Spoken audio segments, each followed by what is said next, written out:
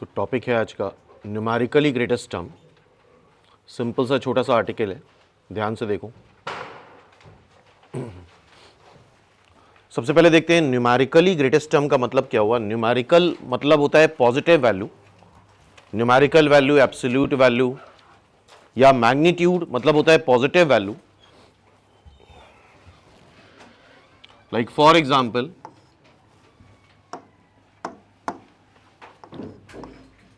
x minus 2 की power 5c0, इसको expand कर सकते हैं, ऑल्टरनेट प्लस माइनस साइन आएंगे।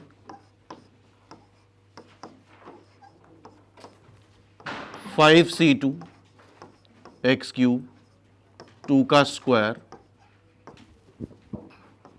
माइनस 5c3 एक्स स्क्वायर 2 का क्यूब प्लस 5c4 एक्स 2 की पावर 4 माइनस 5c5 2 की पावर 5। ये एक पर्टिकुलर एक्सपेंशन हो गया। यहां पे किसी x की एक पर्टिकुलर वैल्यू दी जाएगी और न्यूमेरिकली ग्रेटेस्ट टर्म पूछा जाएगा। न्यूमेरिकली ग्रेटेस्ट टर्म का मतलब ये हुआ कि अगर वो माइनस साइन के साथ भी आ रहा है तो उसको पॉजिटिव बना दो, ठीक है।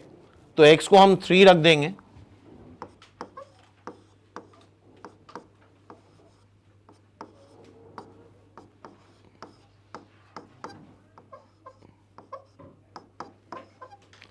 हर एक टर्म की कुछ वैल्यू आएगी, आइदर वो नेगेटिव हो, फिर भी हमें उसकी पॉजिटिव वैल्यू ही कंसिडर करनी है। तो that is numerically greatest term.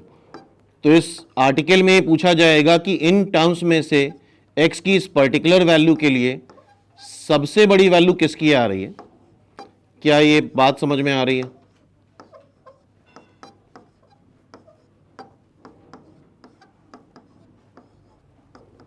For example अगर हम यहां पे देखें तो 5c0 1 होता है और 3 की पावर 5 कितना होगा, 243। 5c1 5 होगा, 3 की पावर 4 81 होगा, इंटू 2 जरा निकालो क्या आएगा, 810। 5c2 क्या 10 होता है, ये 27 इंटू 4 क्या आएगा। हाँ भाई देखो जरा,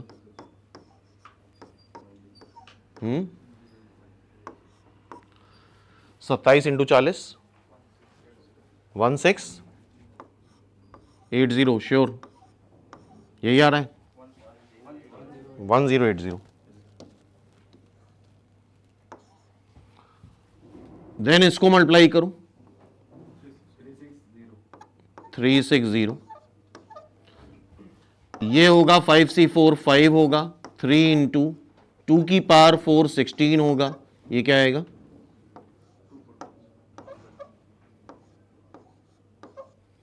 एंड 5c5 1 होता है, 2 की पावर 5 माइनस 32। तो देखोगे न्यूमेरिकली ग्रेटेस्ट टर्म ये बन रहा है। इवन ये माइनस साइन के साथ अगर आता भी, अगर ये माइनस साइन के साथ भी आता तो भी हम इसको पॉजिटिव ही मानते। अगर माइनस साइन के साथ ये आता तो उसके अकॉर्डिंग तो ये सबसे छोटा टर्म हो जाता। लेकिन न्यूमेरिकल वैल्यू का मतलब क्या हुआ, नेगेटिव भी आ रहा है तो भी उसको पॉजिटिव बनाना है। तो कोई एक्सपेंशन दिया जाएगा और पूछा जाएगा उसका कौन सा टर्म न्यूमेरिकली ग्रेटेस्ट टर्म है। हाँ भाई फर्स्ट क्वेश्चन देखो, और उसको करने से पहले एक बार इसका मेथड समझ लेते हैं, क्योंकि यहां 5 टर्म है, 6 टर्म है तब तो निकाल लिया। अगर 100 टर्म होते, 50 टर्म होते तो सारी वैल्यू हम नहीं निकाल सकते थे। तो क्या मेथड होता है इसका, कैलकुलेट पी, एक फॉर्मूला है, पी कैलकुलेट करेंगे। ये फॉर्मूला होता है n+1, x plus a to the power n के लिए n नेचुरल नंबर है, x है फर्स्ट टर्म और a है second term, upon mod of first term upon second term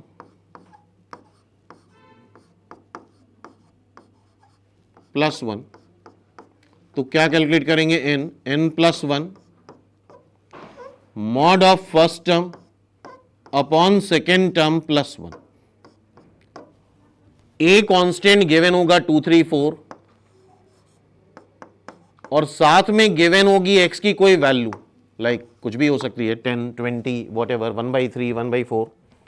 तो जब तुम इसको कैलकुलेट करोगे तो ये एक न्यूमेरिकल वैल्यू आएगी,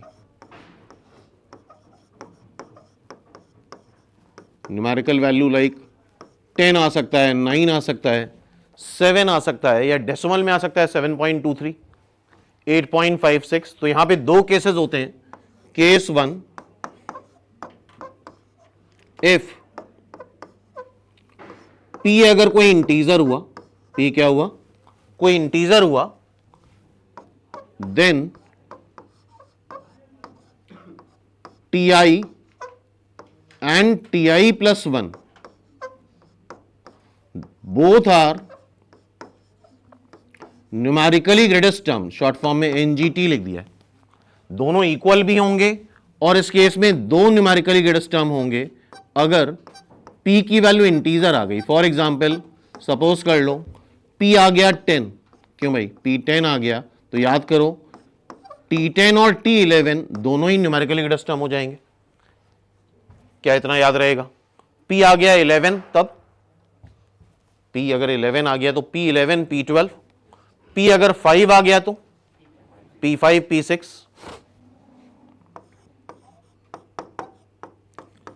केस सेकेंड, अगर p डेसिमल में आया i प्लस f टाइप का, लाइक फॉर एग्जांपल p आ गया 7.45, तो 7 हो गया इसका इंटीग्रल पार्ट, 0.45 हो गया इसका फ्रैक्शनल पार्ट, ये इंटीग्रल पार्ट, ये fractional part. Then ti plus 1 is numerically greatest term. ti plus 1 क्या हो जाएगा? Numerically greatest term. लाइक जैसे p आ गया 7.45, तो इसका इंटीग्रल पार्ट क्या है? 7। तो t7 plus 1 मतलब कौन सा न्यूमेरिकल ग्रेटेस्ट टर्म होगा? t8। क्यों? या p सपोज कर लो आ गया 8.02, बताओ जरा न्यूमेरिकल ग्रेटेस्ट टर्म कौन सा होगा? t 8 plus 1। हाँ भाई, एक एक्सपेंशन है और उसमें दो न्यूमेरिकली ग्रेटेस्ट टर्म आ रहे हैं, t12 और t13। तो इसका मतलब हम क्या ये बोल सकते हैं p12 आ रहा होगा। और मान लो एक एक्सपेंशन है जिसमें t8 is the only numerically greatest term. क्या है? t8 is the only numerically greatest term, सिर्फ एक न्यूमेरिकली ग्रेटेस्ट टर्म आ रहा है जो कि है t8। तो बताओ क्या p 7 पॉइंट समथिंग आ रहा होगा? Yes. मतलब हम इसको प्रिसाइजली ऐसे लिख सकते हैं कि p लाई करेगा 8 से 7 के बीच में। ये पॉइंट बड़ा इंपॉर्टेंट है। अगर एक न्यूमेरिकली ग्रेटेस्ट टर्म आ रहा है तो p लाई करेगा 7 से 8 के बीच में। क्या इस बात पे एग्री हूं? और अगर t12 और t13 दोनों ही न्यूमेरिकली ग्रेटेस्ट टर्म है तो क्या हम ये बोल दें कि p क्या होगा? 12। चेक करो। चलो अब सीधे क्वेश्चन पे आते हैं। द लार्जेस्ट टर्म, मान के चलो सब पॉजिटिव ही आएंगे, x भी पॉजिटिव है तो सारे पॉजिटिव आएंगे तो न्यूमेरिकल वैल्यू का कोई मतलब नहीं बना। हाँ, अगर ऑल्टरनेट नेगेटिव आते तो न्यूमेरिकल वैल्यू का मतलब बनता है। लार्जेस्ट टर्म मतलब ग्रेटेस्ट टर्म। क्या कैलकुलेट करते हैं? p, इसको ऐसे याद रखना, n+1 upon first term upon second term का मॉड +1। n क्या है? 50, 50 + 1। फर्स्ट टर्म क्या है? 3, सेकेंड टर्म क्या है? 2x +1, 51। x की वैल्यू क्या आ रही है? 1/5। जरा यहां 1/5 रखोगे तो क्या ये 15/2 बनेगा?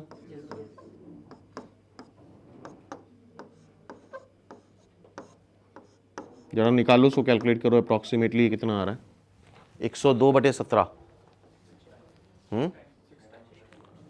6 पॉइंट समथिंग कि एग्जैक्टली 6। 7 छंग 42, एग्जैक्टली 6 आ जाएगा। इसका मतलब इंटीजर आ रहा है, इंटीजर में ti और ti प्लस 1 दोनों न्यूमेरिकली ग्रेटेस्ट टर्म होते हैं, तो ये t6 and t7, t6 and t7 third is the right answer. Check करो। नेक्स्ट देखो, the numerically greatest term in this expansion when x is equal to 3/2, तो हम कैलकुलेट करते हैं p, फॉर्मूला क्या होता है n+1 upon mod of first term upon second term plus 1, n क्या है 9 plus 1 mod of first term upon second term plus 1 10 mod of 2 3, इसको क्या लिखोगे 3/2, x को 3/2 रख देंगे, so this is 10 4/9 plus 1, I think ये 90/13 आ जाएगा। 90/13 अप्रोक्सीमेटली कितना होगा 6 पॉइंट समथिंग, 6 पॉइंट समथिंग आएगा। आई प्लस एफ टाइप का बोलो, और अगर आई प्लस एफ टाइप का आता है तो t6 plus 1 is the numerically greatest term. I इसका क्या है 6, तो t7 is the only numerically greatest term, second is the right answer. Next देखो, the greatest term in the expansion, तो हम क्या कैलकुलेट करते हैं n+1 which is p mod of first term upon second term plus 1, n क्या है 10 plus 1 mod of first term क्या है 1, सेकेंड टर्म क्या है x प्लस 1, x की वैल्यू क्या रख दें 2/3, तो ये 3/2 प्लस 1 22/5, क्या ये 4 पॉइंट समथिंग आएगा which is I plus F type. तो अगर आई प्लस एफ टाइप आ रहा है it means t4 plus 1 is the only numerically greatest term, t5 fifth term is the only numerically greatest term. Next ये question देखो, the greatest term in the expansion, तो numerically greatest term बताना होता है तो n calculate करते हैं which is n+1 upon mod of first term upon second term plus 1, n क्या है n है 54 plus 1 upon mod of first term है 1, सेकेंड टर्म है 3x प्लस 1 55, इसको 1/3 रख दोगे तो 1 आ जाएगा 2, क्या ये 22 पॉइंट समथिंग बनेगा, देखो 22 पॉइंट समथिंग आएगा, और 22 पॉइंट समथिंग मतलब आई प्लस एफ टाइप का। आई क्या है 22,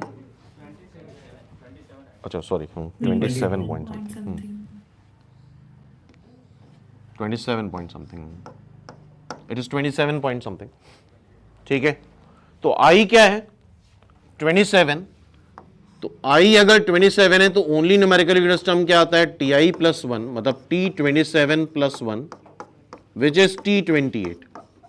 आई होप सबको फॉर्मूला याद हो गया होगा। अब यहां बीच में माइनस साइन आया है इसलिए न्यूमेरिकली ग्रेटेस्ट टर्म लगाने की जरूरत है। The greatest term in the expansion, तो n हो जाता सॉरी p हो जाता है, क्या कैलकुलेट करेंगे p न्यूमेरिकली ग्रेटेस्ट टर्म के लिए which is n+1 upon mod of first term upon second term plus 1, n क्या है 15 plus 1 mod of first term is 3। अब देखो यहां पे मॉड का मतलब बनता है, क्यों, क्योंकि माइनस सेकेंड टर्म क्या आ रहा है -5x plus 1, mod minus sign को खा जाएगा, x क्या है 1/5 प्लस 1 क्या ये 4 आ रहा है, विच इज आई, और ऐसे केस में ti और ti प्लस 1 दोनों ही इक्वल होते हैं और दोनों ही न्यूमेरिकली ग्रेटेस्ट टर्म आते हैं। मतलब T4 and T4 plus 1, T4 and T4 plus 1 both are numerically greatest term। Clear है? लेकिन यहां पे एक ही की वैल्यू दे रखी है और थोड़ा सा कॉमन सेंस लगाना, 15C3, अगर हम T4 निकालेंगे तब 15C3 आएगा, क्योंकि Tr प्लस 1 का फॉर्मूला क्या होता है, T3 प्लस 1 होगा, n क्या है 15, 15Cr, फर्स्ट टर्म की power 15 minus R, second term देखो 5x है, क्या है 5x, x की वैल्यू रखेंगे 1/5 की का क्यूब, क्यूब करोगे एक माइनस साइन आ जाएगा, 15C3, 3 की पावर 12, 15C3 3 की पावर 12, और न्यूमेरिकली ग्रेटेस्ट टर्म बताना है तो माइनस साइन हटा देंगे, मॉड ले लेंगे, तो दैट इज 15C3, 3 की पावर 12, दोनों निकालने की जरूरत नहीं बिकॉज दोनों की न्यूमेरिकल वैल्यू सेम ही आएगी। क्लियर है बात? अब देखो 15C3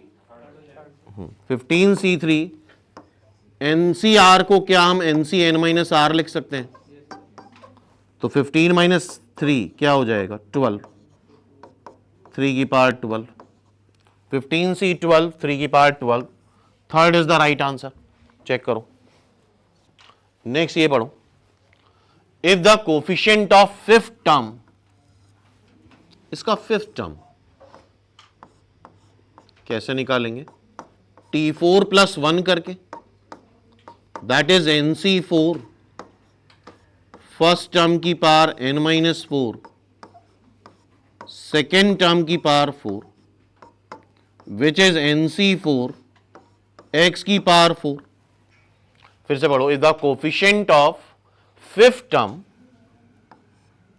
कोफिशिएंट ये आ रहा है, is the numerically greatest coefficient in the expansion of this, then the positive integral value of n।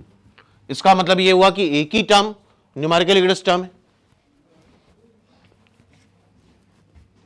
Numerically greatest term के लिए हम कैलकुलेट करते हैं n p which is n plus 1 upon first term upon second term plus 1, n है, ठीक है। First term क्या है 1, सेकेंड टर्म क्या है -x प्लस 1। क्लियर है? अच्छा, यहां से एक चीज और वैसे कॉमन सेंस लगाया जा सकता है, यहां पे कोफिशिएंट के नाम पे NC4 ही तो आ रहा है, एक ही आ रहा है, और हमें पता है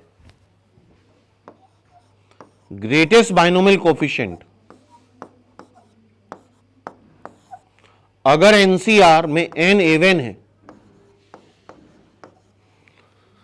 तो ग्रेटेस्ट बाइनोमियल कोफिशिएंट क्या हो जाता है NC n/2।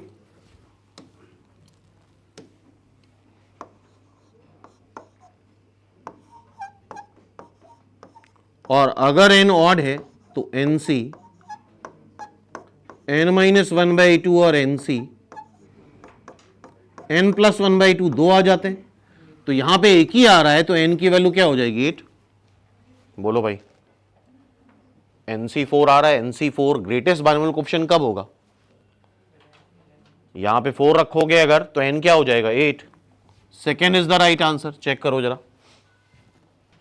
नेक्स्ट ये टाइप देखो, the greatest term in the expansion, पहली चीज तो इस √3 से कोई फर्क नहीं पड़ेगा बिकॉज को एक्सपैंड करने पे 21 टर्म आएंगे, हर एक टर्म से √3 मल्टीप्लाई होगा, तो उसके होने ना होने से फर्क नहीं पड़ता है। हाँ, टर्म की वैल्यू भले ही बदलेगी लेकिन हर एक टर्म अगर √3 से मल्टीप्लाई हो रहा है तो जो ग्रेटेस्ट है वही ग्रेटेस्ट रहेगा। तो इसका न्यूमेरिकली ग्रेटेस्ट टर्म निकालना है तो इसके लिए कैलकुलेट करते हैं p which is n plus 1 upon mod of first term upon second term plus 1, n क्या है 20, 20 plus 1 mod of first term upon second term plus 1, 21√3 और नीचे क्या आएगा √3 प्लस 1। इसकी अप्रॉक्सीमेट वैल्यू जरा कैलकुलेट करते हैं। इसके लिए हम कॉन्जुगेट से मल्टीप्लाई डिवाइड कर दो √3 माइनस 1,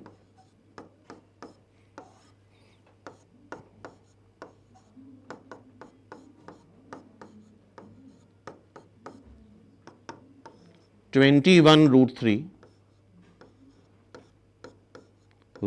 माइनस 1 अपॉन 2। जरा इसकी अप्रॉक्सीमेट वैल्यू निकालो। यहां ये कैलकुलेशन एरर है। ये 21/√3 प्लस 1 आएगा और इसके कॉन्जुगेट से मल्टीप्लाई डिवाइड अगर कर लें, वैसे कोई जरूरत नहीं है लेकिन फिर भी यहीं से निकाल लो। √3 होता है 1.732 अप्रॉक्सीमेटली, तो 21 अपॉन 2.732 अप्रॉक्सीमेटली। जरा देखो क्या आ रहा है अप्रॉक्सीमेटली। तो डिवाइड करने पे 7.186 समथिंग आता है। इसका मतलब ये i प्लस एफ टाइप का नंबर है। इट मींस i हो गया 7, तो ti plus 1 is the only numerically greatest term, means t7 plus 1 t8 is the numerically greatest term. Check करो। अब ये थोड़ा लेंथी क्वेश्चन है। The interval in which x must lie so that the greatest term in the expansion of 1 plus x की power 2n has the greatest coefficient. क्या इसमें binomial coefficient 2n CR type का आएगा? और हमें पता है NCR greatest binomial coefficient NCR, अगर n इवन है तो ग्रेटेस्ट बाइनोमियल कोफिशिएंट क्या आता है NC n/2, और अगर n ऑड है तो NC n-1/2 is equal to NC,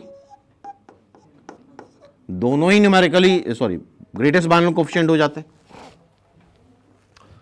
तो इसकी ग्रेटेस्ट वैल्यू कब आएगी? अगर देखो 2n इवन है तो 2nC 2n/2 which is 2nCn is the interval in which x must lie so that the greatest term, मतलब न्यूमेरिकली ग्रेटेस्ट टर्म वो होगा इन द एक्सपेंशन जिस टर्म में ग्रेटेस्ट कोफिशिएंट हो। तो क्या हमें जनरल टर्म का फॉर्मूला पता है? TR प्लस 1 क्या होता है NCR, फर्स्ट टर्म की power n-r and second term की पावर r। तो सोचो ये किसमें होगा? Tn प्लस 1 में होगा, 2nCn। फर्स्ट टर्म 1 की पावर 2n माइनस n करने से कोई फायदा नहीं, सेकेंड टर्म की पावर n। ये टर्म हमारा न्यूमेरिकली ग्रेटेस्ट टर्म है और ये ओनली न्यूमेरिकली ग्रेटेस्ट टर्म है, अकेला न्यूमेरिकली ग्रेटेस्ट टर्म है।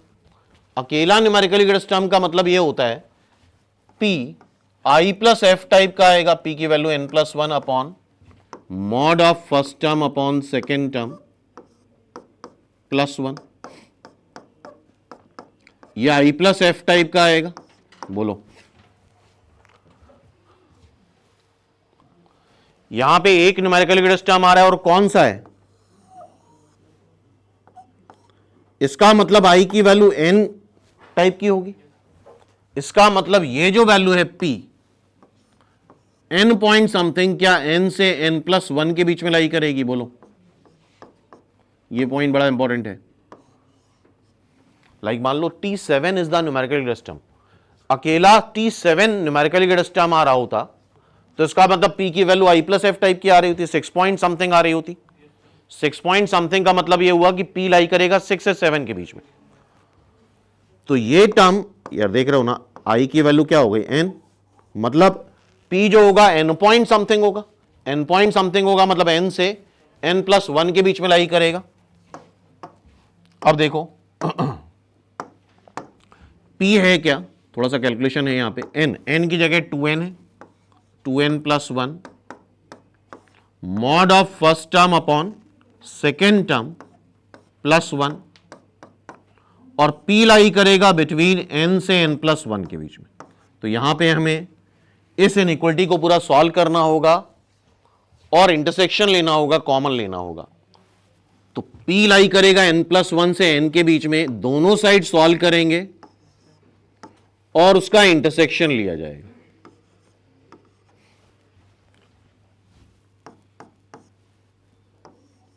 टू एन प्लस वन, अच्छा 1 का मॉड लेने को मतलब नहीं, 1/mod x +1 n+1 से n के बीच में लाई कर रहा है। पहले हम इसको सॉल्व करते हैं। हमें x की रेंज बतानी है। क्या बताना है? x की रेंज। तो हमें एक साइड सॉल्व करना स्टार्ट करना पड़ेगा।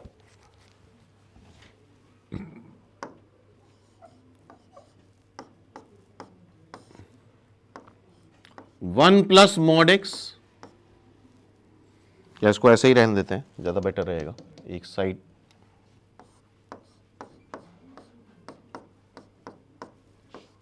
अच्छा, n is a natural number, सब कुछ पॉजिटिव है। गौर से देखो, सारी चीजें पॉजिटिव है। यहां पे अगर इनइक्वलिटी में सारी चीजें पॉजिटिव हैं तो हम क्रॉस मल्टीप्लाई कर सकते हैं। n+1 को इधर ले आओ,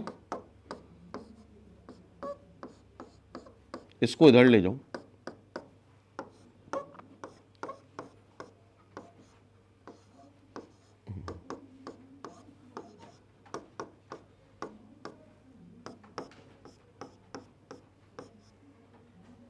टू n+1, n+1 घटा दो n/n+1, फिर सब पॉजिटिव है तो फिर से क्रॉस मल्टीप्लाई कर दो। mod x is less than n+1/n, और यहां पे हमें ये इनइक्वलिटी पता होनी चाहिए, mod x अगर लेस देन a है और a पॉजिटिव है तो x लाई करता है बिटवीन a से -a के बीच में। तो x लाई करेगा बिटवीन n+1 से डिवाइड बाय n से minus of n+1 divide by n। ये फर्स्ट सॉल्यूशन आया। अब हम इस साइड को सॉल्व कर लेते हैं।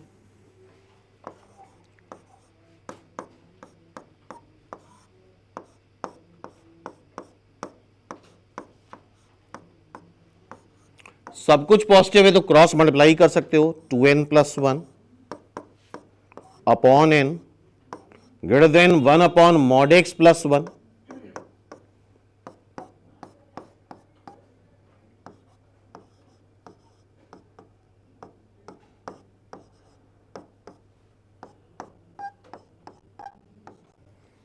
n घटा दो तो आई थिंक ये n+1 आएगा, नीचे n आ जाएगा,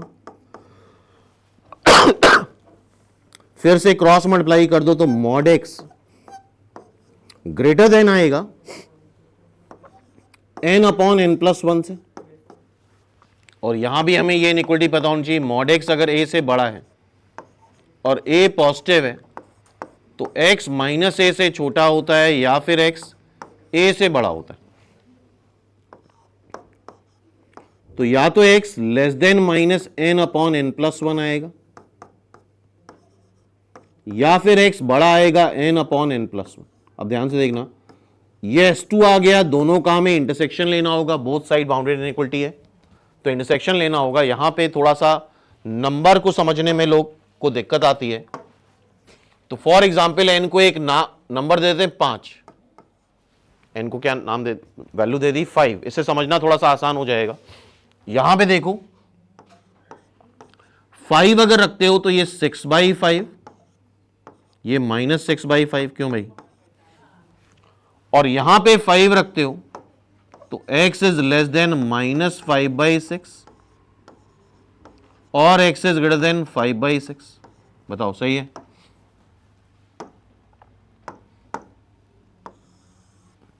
x लाई कर रहा है n+1/n से -n+1/n के बीच में।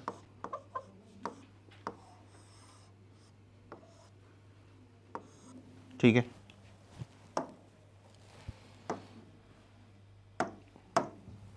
अब देखना 5/6 बड़ा कि 6/5 बड़ा? 6/5 बड़ा, तो x बड़ा है n/n+1, वैसे भी दिख रहा है n/n+1 1 से छोटा आएगा, और n+1/n 1 से बड़ा आएगा, तो ये यहां पे आ जाएगा, इससे बड़ा। क्यों भाई? -5/6 बड़ा कि -6/5 बड़ा? -5/6 बड़ा।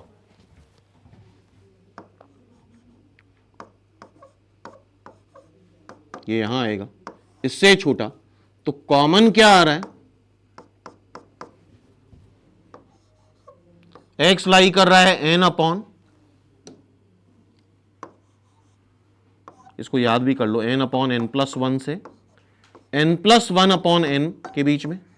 ज्यादातर आंसर यही होता है पॉजिटिव में, नेगेटिव भी कर सकते हैं, -n+1/n से -n/n+1 के बीच में।